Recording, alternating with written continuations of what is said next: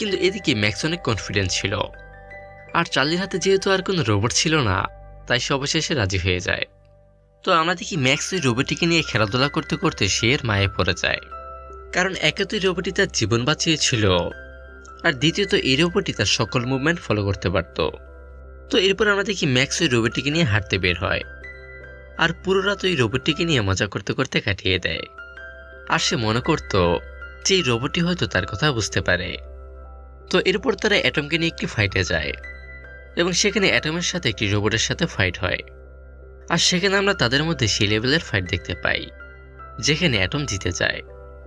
আর এরপর তারা অনেকগুলো কম্পিটিশনে অংশগ্রহণ করে এবং ব্যাক টু ব্যাক ম্যাচ জিতে থাকে, আর যার ফলে তার পরিচিতি চারদিকে ছড়িয়ে পড়ে এবং সে একটি জনপ্রিয় রোবট হয়ে যায়।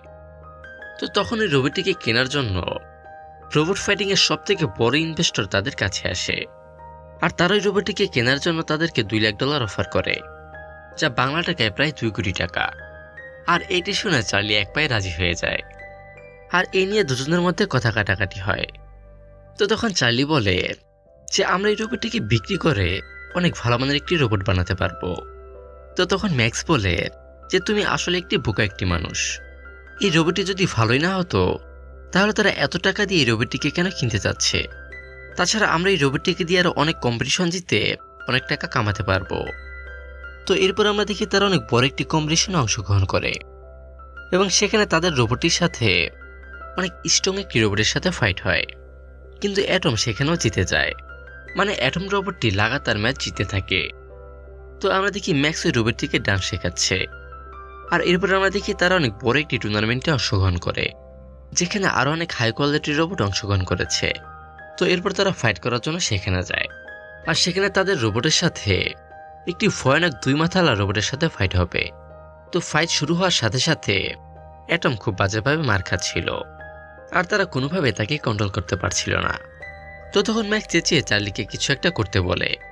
তো তখন চার্লি রোবটের একটি উইক পয়েন্ট খুঁজে পায় যেটা তার হাতের মধ্যে ছিল। তো তখন চার্লির মেন টার্গেট ছিল ওই রোবটের সার্কিট বোর্ডের দিকে, তাই সে বারবার তার বুকে পাঞ্চ করতে থাকে, আর যার ফলে রোবটটির সিস্টেম ক্রাশ হতে শুরু করে। আর এই সুযোগে অ্যাটম তাকে খুব বাজেভাবে হারিয়ে দেয়। তো এরপর উপস্থাপক যখন তাদেরকে বিজয় ঘোষণা করছিল তখন মাইক তার কাছ থেকে মাইকটি ছিনিয়ে নেয় আর দর্শকদের উদ্দেশ্যে কথা বলতে শুরু করে। তো সেখানে সে দর্শকদের জানিয়ে দেয় যে জিউসের টিম অ্যাটমকে কিনতে চেয়েছিল, তাই সে আবার সরাসরি জিউসকে চ্যালেঞ্জ করে নেক্সট ফাইটের জন্য।